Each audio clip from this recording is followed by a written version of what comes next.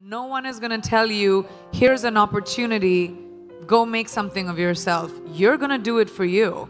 Because people are only going to try and take it away. And it's so important for us to be able to empower each other in everyday life. We don't have to conquer the world. You don't have to be the only person who reaches space. Like, you don't have to have crazy, wild ambitions. You just have to find your power.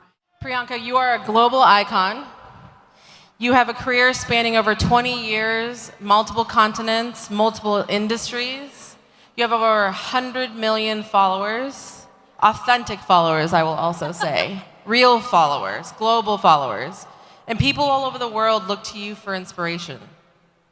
You're the first South Asian woman to be a star of a US TV network, right?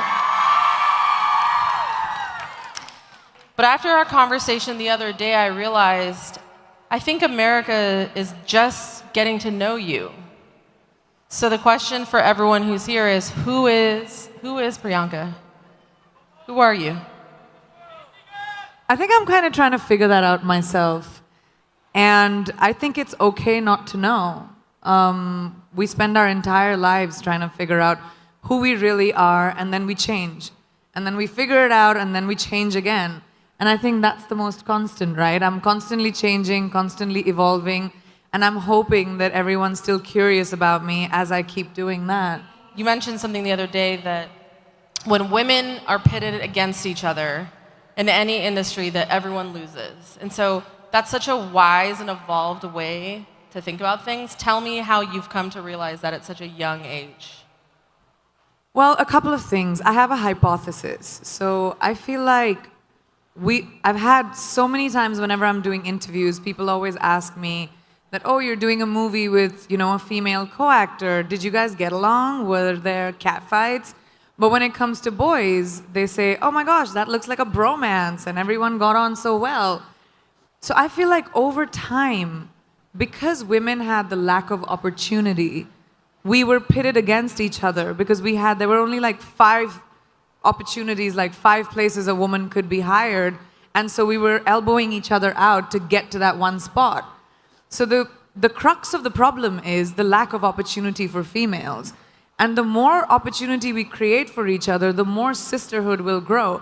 We're 50% of the world's population. That's right. We need to be represented in every field like that.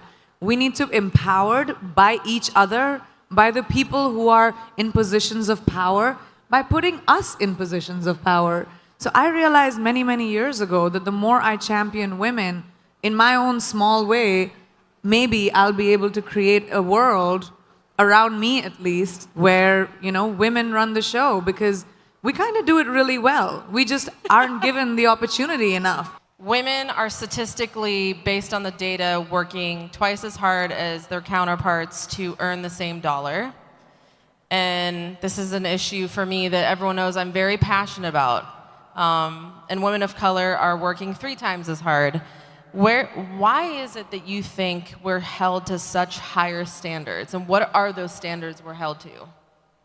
So every generation of women somehow has to fight for the right of empowerment for the next generation of women. How many of you drive? Do you remember there was a time when women couldn't? Today, we don't even think about it because those women fought for us. So how many of us vote as females? Put your hands up. There was a time we couldn't. Now we don't even think about it. So we, as women, everyone in this room and everyone in this world has a responsibility to our future daughter, to our future granddaughter, to change the world in a way where they don't have to think about lack of opportunity.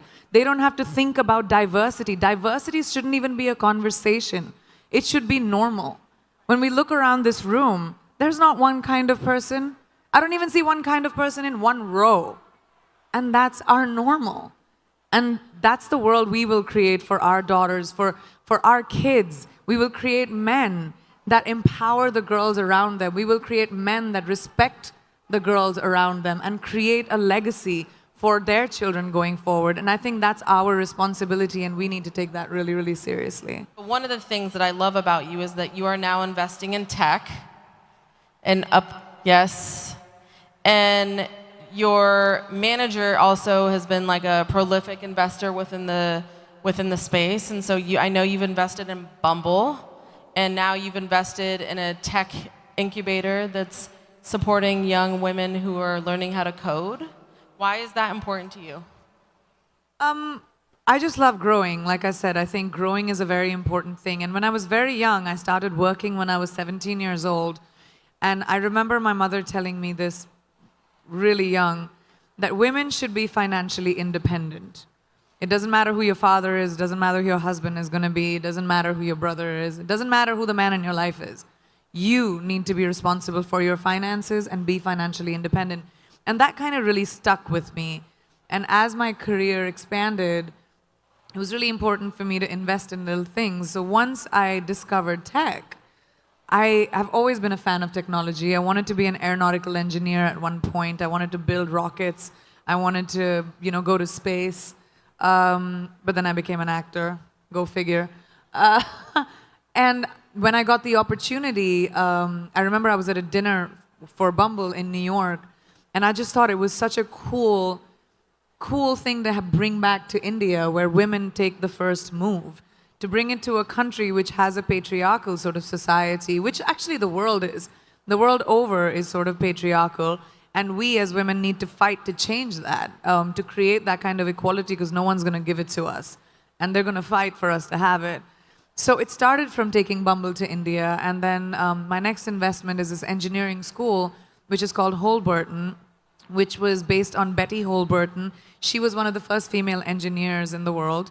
And this school is a peer-to-peer teaching program where you don't have to pay a tuition, and you can pay back your tuition after you graduate and get a job, so that you don't have to worry about, how much schools cost, so that females can actually be a part of engineering. Just think about it this way. All of us consume tech, right? All of you have cell phones.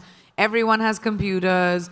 We're always online. Digital is such a big part of our lives, but the people creating technology, it's so skewed because it's mostly men.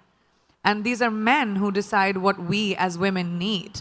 So we need females to come into engineering. As AI starts coming in, and it's going to be a big part of our lives, can you imagine the artificial intelligence that we are consuming being created by guys? And guys are going to decide what kind of things we like. So we need women to come in and realize that tech is a big part of who we are and who we're going to be and our future. So hence me investing in the engineering school. I really love female-driven companies, and I like to give them as much strength as I can with my platform, and that's a big quest of mine in life. Okay. Beauty has always been a big part of your life. I know that when we asked you to come, I know that you had a genuine interest in beauty. What does beauty mean to you? I feel like you've answered that, but I think your perspective is even more interesting because you are in a constant time zone. You are flying around the world. You see a lot of different cultures. Where do you think global beauty is now going? Where is it going? I think travel and meeting different people of different ethnicities and different parts of the world is so important to expand our minds.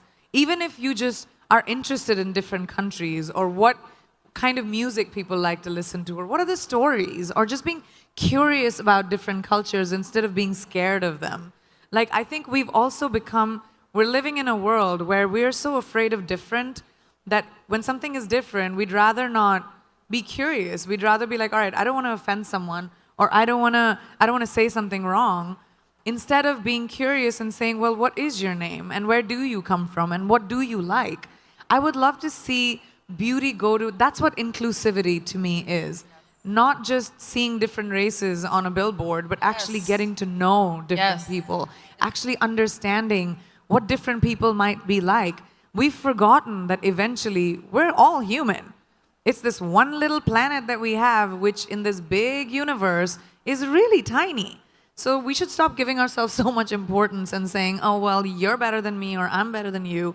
We all are basically humanity. And let's go back to that and bring compassion and kindness into beauty and not be so hard on ourselves or other people. The standard of beauty that the world of entertainment actually has created is the culprit. And it's so beautiful to see the kind of inclusivity that we're Comment on subscribe, like and share, and don't forget to hit on bell icon.